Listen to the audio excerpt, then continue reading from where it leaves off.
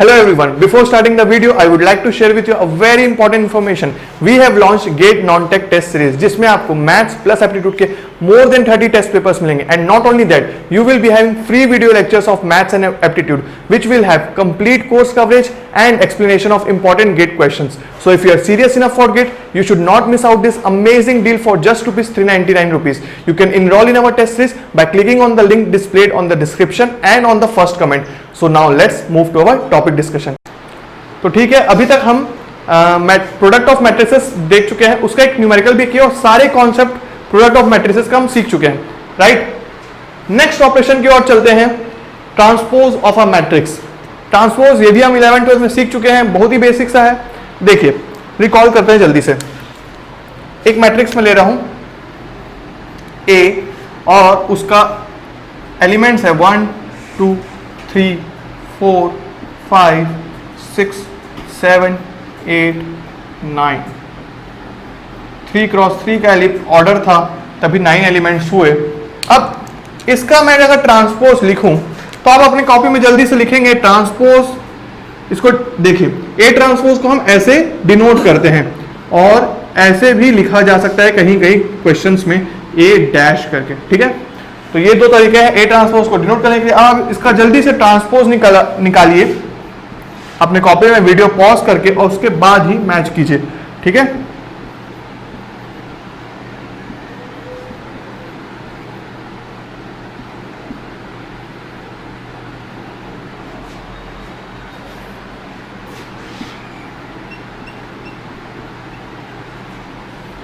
ठीक है, right. Transpose वो रहा, मैट्रिक्स ये रहा. अब एक चीज आप नोटिस कीजिए, यहां पे हुआ क्या आखिर. ये क्या है भाई, हमारा डायगोनल एलिमेंट्स.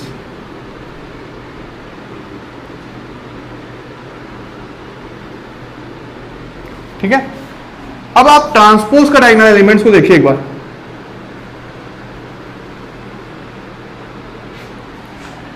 क्या दिख रहा है आपको? Diagonal elements in the matrix A and in the transpose of matrix A are same. Diagonal elements में कोई चेंजेस नहीं हुआ है. हुआ क्या है देखिए, यहां पे ये जो था 4 ये आ गया है इधर, ये आ गया इधर. वैसे ही ये वाला एलिमेंट भी 8 हो गया, 6 इधर, ये आ गया. ठीक है, देखिए इंटरचेंज हुआ है. 8 उधर चला गया, 6 इधर आ गया, 2 उधर चला गया और 4 इधर आ गया, राइट. तो ये था खेल. मतलब कि ट्रांसपोज क्या है? ट्रांसपोज इज द, अगर मैं बोलूं कि transpose of a matrix, transpose of matrix का डेफिनेशन ये है कि it is the interchange of rose and columns. Columns और रोज को बस इंटरचेंज कर देना है आपस में, तो हमारे पास मैट्रिक्स का ट्रांसपोज निकल जाएगा, राइट. नेक्स्ट थिंग कि जैसे कि product of a matrix, product of a matrix is valid for both square and non square matrices, वैसे ही इसमें भी आप लिखेंगे कि transpose of a matrix is valid for both square and non square, that is rectangular matrix के लिए भी वो वैलिड है. ठीक है, तो ये चीज हो गया. नेक्स्ट थिंग कि जब आप एक चीज अभी देखें कि ट्रांसपोज निकालते समय हमारा जो डायगोनल एलिमेंट्स था वो चेंज नहीं हुआ. ठीक है, तो आप ये चीज लिखेंगे in taking transpose of a matrix the diagonal elements remains unchanged. ठीक है, diagonal elements remains unchanged while the rows and columns get changed. ठीक है, यहां पे rows और columns चेंज हो रहा है. अब अगर मैं ट्रांसपोज को मैं लिखने की कोशिश करूं कि जैसे ये मैट्रिक्स था डिटरमाइन किया मैं Aij से, ठीक है, और ये था रोज और कॉलम्स. तो अगर मैं ए ट्रांसपोज को भी डिनोट करूं तो ए ट्रांसपोज कैसे दिखेगा? ऐसा, ये हो जाएगा ए जे आई. ठीक है, ध्यान दीजिएगा, ए आई जे, अब ये हो गया जे आई और रोज और कॉलम्स. ठीक है, तो ये हो गया है कॉलम्स इंटू रोज. कैसे बोला मैं? देखिए यहां पे आप नोट कीजिए, ये एलिमेंट कौन सा था? ये एलिमेंट है A12, करेक्ट है. यहां पे जाके ये एलिमेंट क्या हो गया? A21. तो वही बस मैंने बोला यहां पे IJ था, अब वो क्या हो गया JI, सिंपल सा बात था यहां पे। और अगर मैं यहां पे 2x3 का मैट्रिक्स लेता तो इंटरचेंज करने के बाद वो बन जाता 3x2, तो वही चीज यहां पे लिखा हुआ है। तो यहां पे बहुत सारे पॉइंट्स हमने देख लिया कि ट्रांसपोज निकालते समय डायगोनल एलिमेंट्स होते हैं अनचेंज रह जाते हैं, रोज और कॉलम चेंज होते हैं। अब यहां पे एक मैं नया टर्म एक डिफाइन करने वाला हूं जिसको आप अच्छे से लिखेंगे अपने कॉपी में। क्या है वो टर्म? ट्रेस। ट्रेस लिखेंगे अपनी कॉपी में अच्छे से। ट्रेस क्या है? Trace is the sum of leading diagonal elements. It is the sum of leading diagonal elements. Sum है वो किसका? लीडिंग डायगोनल एलिमेंट्स का। I और J इक्वल होते हैं इसलिए I लिख दिया मैंने, I और J इक्वल होने के कारण। फिर ये कहां से वैरी होगा? I इज इक्वल टू 1 से n तक जाएगा। तो it is trace is the sum of leading diagonal elements. तो अब आप देखिए भाई 1 + 5 + 9 कितना आया ट्रेस? 15। ठीक है, यहां पे ट्रेस कितना आया? 1 + 5 + 9 15। क्यों ऐसा हुआ? क्योंकि भाई जब एलिमेंट्स ही चेंज नहीं हो रहे डायगोनल के, तो सम ऑफ डायगोनल एलिमेंट्स कहां से चेंज होंगे? तो ये चीज एक अच्छा इंपॉर्टेंट पॉइंट था हमारा कि अगर आप यहां से अब हमारा की पॉइंट चालू होगा कि मैं की पॉइंट लिखूं।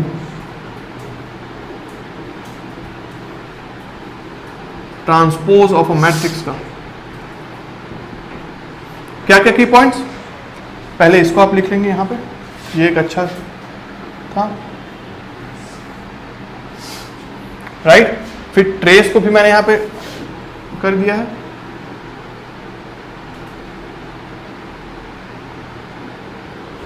राइट, आप एक और नोट करके पॉइंट लिख चुके हैं कि while taking transpose the diagonal elements remains unchanged। ठीक है, नेक्स्ट की पॉइंट यहां पे आया हमारा क्या? Trace of A is equal to trace of A transpose. A transpose और A का ट्रेस सेम रहेगा। ठीक है, नेक्स्ट थिंग A ट्रांसपोज है। अब आपका एक होमवर्क है कि इसका अब आप एक बार फिर से ट्रांसपोज लेंगे तो आप क्या देखेंगे कि वापस हमारे पास क्या आ जाएगा? ट्रांसपोज का ट्रांसपोज लेने से वापस A आ जाएगा। बेसिक सा लॉजिक है, रोज और कॉलम्स को एक बार चेंज किया, फिर से चेंज कर दूंगा तो फिर से क्या आ जाएगा? 4 इधर आ जाएगा, 2 इधर आ जाएगा, वापस A मैट्रिक्स आ जाएगा। ठीक है, नेक्स्ट पॉइंट ये कि अगर AB है और इसका अगर मैं ट्रांसपोज लेता हूं AB, मतलब कि product of A matrix into product of A matrix and B matrix है, उस पूरे प्रोडक्ट का मैं ट्रांसपोज लेता हूं तो वो किसके इक्वल होगा? जस्ट लाइक कि हमने जब प्रोडक्ट ऑफ मैट्रिक्स में जब देखा था कि A और B का प्रोडक्ट लेने के बाद जब मैंने उसका n टाइम्स स्क्वायर किया था, मतलब n टाइम्स क्यूब या स्क्वायर या जितने भी टाइम आप उसको करते हैं, तो मैंने क्या देखा था? BN और AN आया था। वैसे यहां पे भी आप याद रखेंगे कि ट्रांसपोज कैसा होगा? B transpose and A transpose. Right, ये तीसरा पॉइंट कि B ट्रांसपोज ले लीजिए, मल्टीप्लाई कर दीजिए A ट्रांसपोज से, तो ये किसके इक्वल होगा? AB transpose A into B करने के बाद उसका ट्रांसपोज लेने के इक्वल होगा। ठीक है, नेक्स्ट थिंग अगर आप लेंगे तो ये हो जाएगा A plus minus trace A plus minus B करते हैं कट ट्रांस। ठीक है, ट्रेस ट्रांसपोज छोड़िए, ऐसे ट्रेस लेते हैं। अगर एक मैट्रिक्स A है और एक मैट्रिक्स B है, उसको अगर आप एडिशन या सब्ट्रैक्शन करते हैं और उसका ट्रेस निकालते हैं, तो यहां पे अगर उसका ट्रेस निकालने से जो रिजल्ट आएगा वो किसके इक्वल होगा? इंडिविजुअली भी अगर आप निकालते हैं, ट्रेस ऑफ A निकालते हैं और फिर प्लस माइनस करते हैं और फिर ट्रेस ऑफ B निकालते हैं तो भी सेम आएगा। ठीक है, नेक्स्ट थिंग, फिफ्थ पॉइंट कि अगर मैं A प्लस माइनस B कर दूं और फिर इस एडिशन या सब्ट्रैक्शन का पूरा का ट्रांसपोज लूं तो मेरे पास जो रिजल्ट आएगा वो A transpose plus minus B transpose के इक्वल होगा। ठीक है, ये एक पॉइंट। सिक्स्थ पॉइंट लिखिए।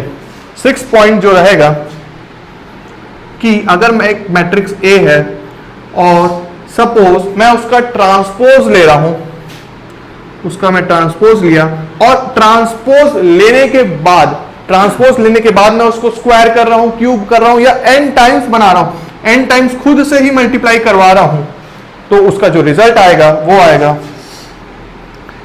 इक्वल टू कि अगर आप ए ही मैट्रिक्स का स्क्वायर क्यूब या ए से ही मल्टीप्लाई करें n टाइम्स और फिर लास्ट में ट्रांसपोज लेंगे तो भी सेम आएगा। ठीक है, मतलब कि पहले ट्रांसपोज लो फिर मल्टीप्लाई करो तो भी एक रिजल्ट, और अगर पहले मल्टीप्लाई कर दो फिर ट्रांसपोज लो तो भी सेम रिजल्ट। तो ये थे हमारे कुछ की पॉइंट्स ट्रांसपोज से रिलेटेड। ट्रांसपोज से रिलेटेड में आपको बस ये ट्रेस वाला पॉइंट को थोड़ा सा ज्यादा अच्छे से याद रखना है क्योंकि इससे न्यूमेरिकल्स फ्रेम होते हैं। ठीक है, तो एक क्वेश्चन जल्दी से हम देखते हैं कि न्यूमेरिकल्स कैसा फ्रेम हो सकता है इसी ट्रेस से रिलेटेड। अब हमारे पास सामने में एक क्वेश्चन है, ट्रेस से रिलेटेड क्वेश्चन है। ट्रेस आपको पता है क्या है? ट्रेस क्या है? Sum of leading diagonal elements, sum of leading diagonal elements का, ठीक है, लीडिंग डायगोनल एलिमेंट्स का सम होता है ट्रेस। हमसे पूछा जा रहा है a टू द पावर 102, मतलब समझ रहे हैं 102 मतलब 102 बार अगर a को मल्टीप्लाई करें तो क्या ट्रेस आएगा a का, वो हमसे पूछा जा रहा है। देखिए ऐसे प्रॉपर्टी पे बेस्ड क्वेश्चन ही ना गेट में आते हैं, जो दिखने में लगते हैं टफ पर होते हैं इजी। ठीक है, थोड़ा सा प्रॉपर्टी आप अच्छे से लेके चलेंगे साथ तो आप अच्छे से इसको अटेम्प्ट कर पाएंगे। देखते हैं कैसे अटेम्प्ट करते हैं। राइट, पहली बात ये, मुझे देखकर ये क्या मिल रहा है आपको, अभी तक हम जितना पढ़े हैं उससे एक बात तो ये क्लियर है कि ये, अगर मुझे कुछ भी नहीं पता इस क्वेश्चन के बाद तो मैं क्या क्या ऑब्जर्वेशन ले सकता हूं कि भाई ये 3x3 का मैट्रिक्स है और ये स्क्वायर मैट्रिक्स है, और स्क्वायर मैट्रिक्स में कैसा मैट्रिक्स है? ये लोअर ट्रायंगुलर मैट्रिक्स है, लोअर ट्रायंगुलर मैट्रिक्स है। और लोअर ट्रायंगुलर मैट्रिक्स को अगर मैं 102 टाइम्स मल्टीप्लाई करूं या चलो 2 ही बार मल्टीप्लाई कर दूं, मतलब कि lower triangular matrix into lower triangular matrix करूं तो मेरे पास लोअर ट्रायंगुलर मैट्रिक्स ही आता है। ये भी ऑब्जर्वेशन मैं मैट्रिक्स मल्टीप्लिकेशन में देख चुका हूं। ठीक है, ये चीज हमें पता है। एक और की पॉइंट ये है कि अगर आप लोअर ट्रायंगुलर मैट्रिक्स को जैसे मैं मल्टीप्लाई किया, एक बार और मल्टीप्लाई करेंगे, ठीक है, तो 2 बार मल्टीप्लाई करने से जो बाकी एलिमेंट्स का तो नहीं बोल सकते, पर जो ये वाले टर्म होंगे हमारे, जो हमारे प्रिंसिपल डायगोनल एलिमेंट्स,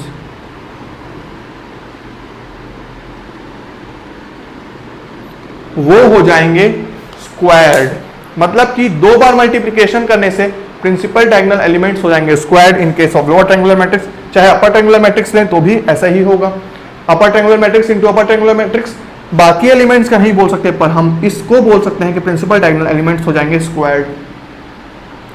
ठीक है, वैसे ही अगर मैं 102 बार मल्टीप्लाई करूं ए का खुद से ही, तो मैं ये बोल सकता हूं कि प्रिंसिपल डायगोनल या लीडिंग डायगोनल एलिमेंट्स जो हैं वो 102 टाइम्स हो जाएंगे खुद के।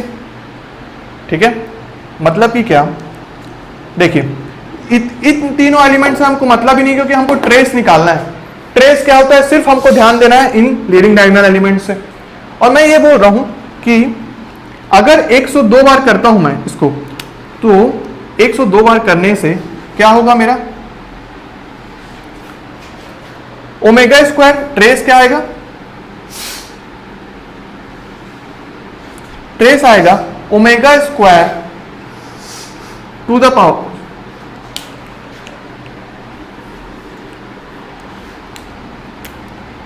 हाँ, ट्रेस आएगा omega square to the power 102 plus omega to the power 102 plus 1 to the power 102। ये आएगा मेरे पास ट्रेस। एग्री करते हैं? क्योंकि मैंने अभी ही बोला कि अगर लोअर ट्रायंगुलर मैट्रिक्स को लोअर ट्रायंगुलर मैट्रिक्स से मल्टीप्लाई करें, मतलब सेम एक मैट्रिक्स को अपने से ही मल्टीप्लाई करें तो रिजल्ट जो आएगा वो लोअर ट्रायंगुलर मैट्रिक्स ही आएगा और जो डायगोनल एलिमेंट्स हैं वो स्क्वायर्ड हो जाएंगे। वैसे ही 102 टाइम्स में अगर मल्टीप्लाई करता हूं तो ये 102 टाइम्स हो जाएंगे, राइट। देखिए ये है ट्रेस, किसका ट्रेस? ये ट्रेस है 102 का, मतलब a टू द पावर 102 का ट्रेस है, ये ट्रेस है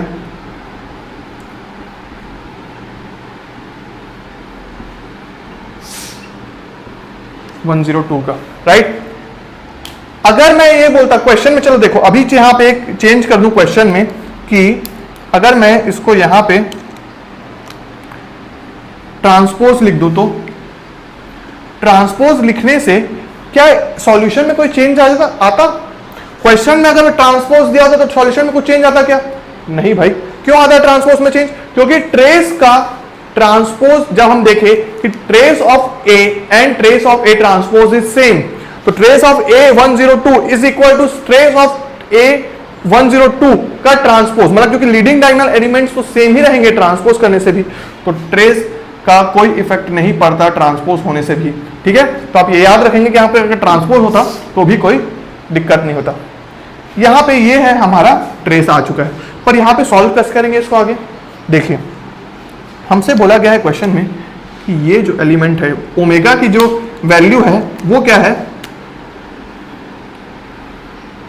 -i प्लस -i√32, ठीक है। तो आप ना एक पैटर्न ढूंढने की कोशिश करेंगे जब भी ऐसा कोई क्वेश्चन देखेंगे।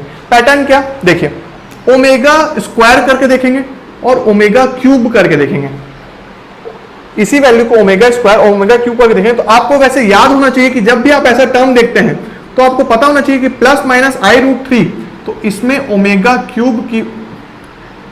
क्यूब की वैल्यू होती है +1, ठीक है।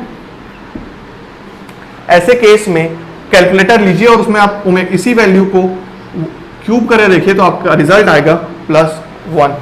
और अगर यहां पे क्या दिया होता, ओमेगा की वैल्यू अगर दी होती ना, omega is equal to 1 +-i√3 दी होती,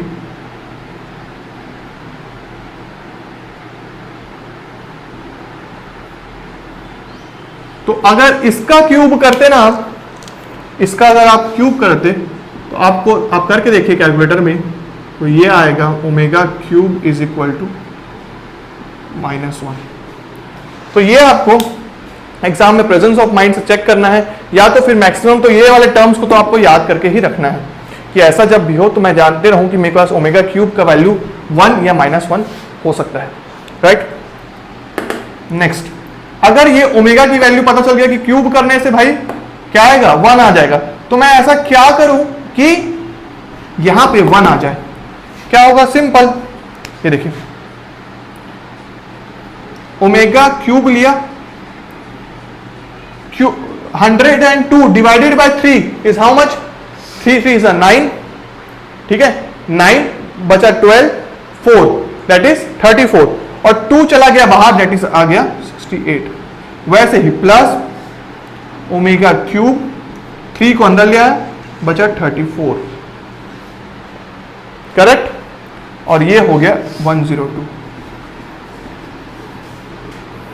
तो आप देखिए इसकी वैल्यू क्या हो गई, इसकी वैल्यू हो गई 1, इसकी भी हो गई 1, और ये तो भाई 1 है ही, तो 1 को कितने बार भी करते रहो तो वो कितना आएगा, 1 + 1 that is equal to 3। Trace क्या आया? a टू द पावर 102 का 3 आया। और अगर ओमेगा की वैल्यू -1 होती, मतलब ओमेगा क्यूब की वैल्यू -1 होती, तो यहां पर रिजल्ट क्या आता? -1 आता, अगर 1 +-i√3/2 दिया होता तो, ठीक है। तो ये क्वेश्चन था आपका ट्रांसपोज ऑफ अ मैट्रिक्स के एक टॉपिक का, ट्रेस, जो आप आगे भी याद रखेंगे कि ट्रेस ऐसा होता है, क्योंकि हम जब आइगन वैल्यूज जब पढ़ेंगे तब भी आपको ये ट्रेस का हेल्प लेना पड़ेगा, ठीक है। उसमें भी हम कुछ रिलेशन करेंगे। तो यहाँ पे आपका ट्रांसपोज ऑफ अ मैट्रिक्स भी कवर होता है। आई होप आपको सारे कॉन्सेप्ट इसमें समझ में आए होंगे और आप काफी ज्यादा एंजॉय कर रहे होंगे इस लेक्चर को। अब चलते हैं नेक्स्ट टॉपिक की ओर, ठीक है। Thank you everyone for watching this video till the end. Please like this video and share it with your friends. If you are new to this channel, subscribe to our YouTube channel and don't forget to hit the bell icon to get the latest updates. And to boost your GATE preparation, enroll in our test series by clicking on the link displayed on the description and in the first comment. You can also join our Telegram channel by clicking on the link displayed in the description box. तो मिलते हैं अब next video में, तब तक के have a good day, सी या।